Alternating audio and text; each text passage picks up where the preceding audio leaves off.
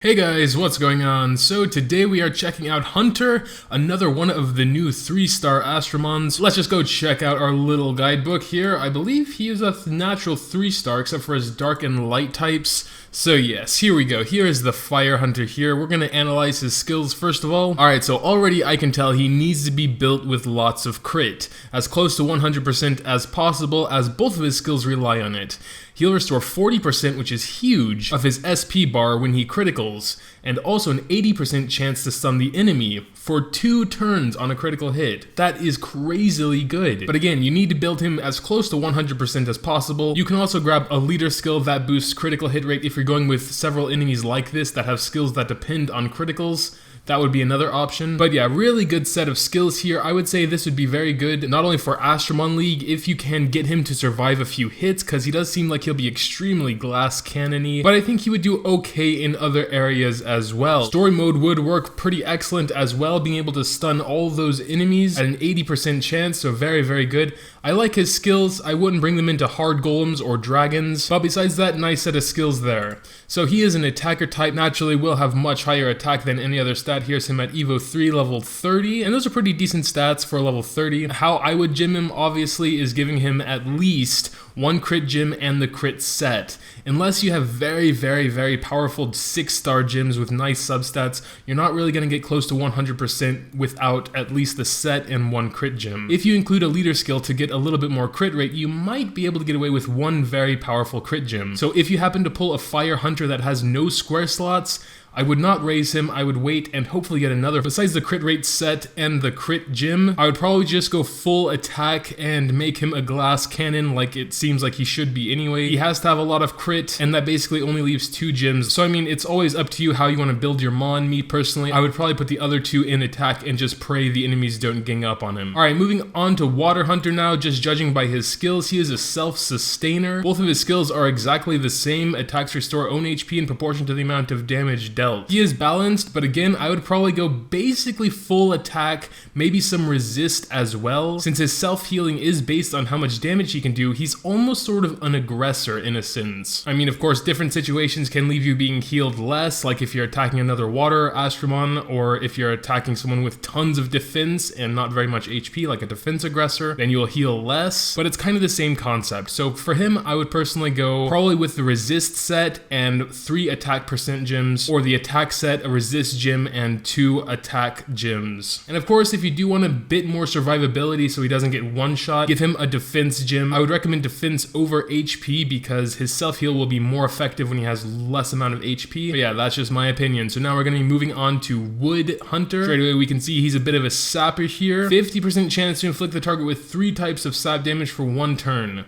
So this is a decent sap, especially for a natural 3-star. It's nothing really too impressive, and his first skill basically lets him sap more often. 30% of own SP every turn, really good for golems, because most of the golems are pretty tanky, and you'll be sitting there with only the golem to get blue orbs from, so this guy would definitely be really good in the golem's place for that reason. So for those unaware, this basically means you have 3 50% chances to land a sap, and there's a possibility all 3 can land, but that's way under 50% as far as I know. I'm not too sure if each sap kind of has to clash with the enemy's resist, or if it's all together, and then the fact it only lasts for 1 turn is a little bit of a turnoff as well, but it's a decent sapper, definitely. He is a defender, so naturally I would build his survivability out of defense. He will be doing most of his damage via sap, so I wouldn't go for attack power. I would go for a mixture of defense, HP, and resist. Since all fire, water, and grass have a 20% base resist, I wouldn't go for a full resist gym, but I would definitely consider the resist set with 2 defense and an HP gym. Maybe going for resist substats as well, or more HP and defense subsets on the ones that aren't defense or HP. So that's basically how I would build him. So now we're taking a look at the Light Hunter.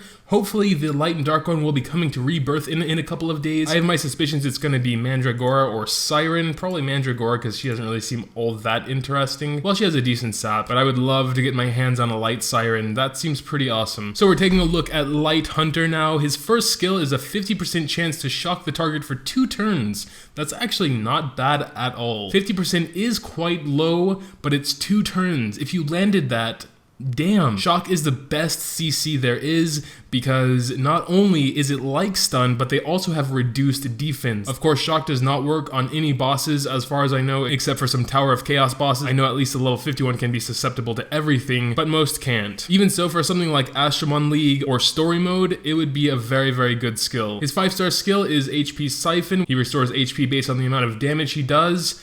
And so, he is an attacker. Again, to make more use out of his 5-star skill, I'd probably go mostly attack. He doesn't need crit rate, and I wouldn't really recommend it, because if you want more power on a light unit that only has 50% base crit damage, I would recommend just going for attack percents. But since he is a light unit and has 0% base resist, I probably would go ahead and give him a full gym for resist in this case. I mean, of course it's up to you, and you can go the resist set and try and get some really good resist substats on your other gyms, but me personally, I'm really feeling the pain from not having gone for resist on most of my units. I'm trying to fix it up a bit, but getting CC'd with all that stuff later on in the game, it really sucks. So I would keep resist in mind for every mon you are gymming for. Besides this one, since he does only have one self-healing skill, unlike the water one, I would probably do a mix of attack and survivability. So if you're going for the resist set, I would recommend doing 2 attack and either a defense or an HP. I would have to look at what his stats are when he's level 50 and 5-star, because that's where he'll stay for a bit. 6 stars are a lot harder to get than 5 stars, but actually his stats at Evo 3 level 40 are very good, except for defense. Defense is lacking a lot, so you may want to consider going for HP percent or defense percent. It's actually a pretty close call. So if you go for defense, your HP Siphon will be more effective because it doesn't have as much to heal, but if you go for HP, you probably won't die as fast. I guess it more depends on what the situation he will be in and who his teammates are, so that's something I can't really answer. We're gonna go ahead and go on to the Dark Hunter here. Looks like he's a stunner and a sapper. 70% chance to stun, which is odd. Usually you'll see 60 and a few Astromons with 80%, and then the natural 5s with 100, but never 70. So I think that's a pretty decent chance. And then over on the 5-star skill, again, 70% chance. 2 types of sap for 2 turns. This is actually one of the most powerful saps I've seen outside of Fire Persephone.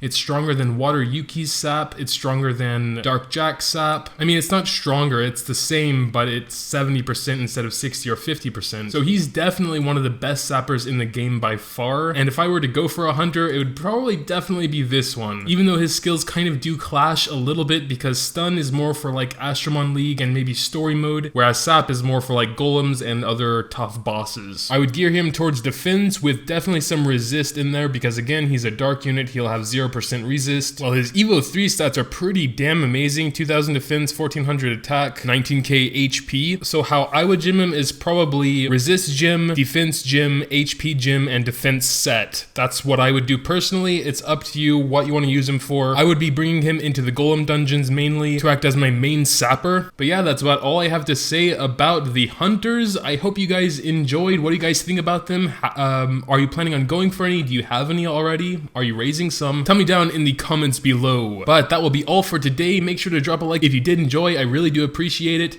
Thanks as always for watching, and until next time.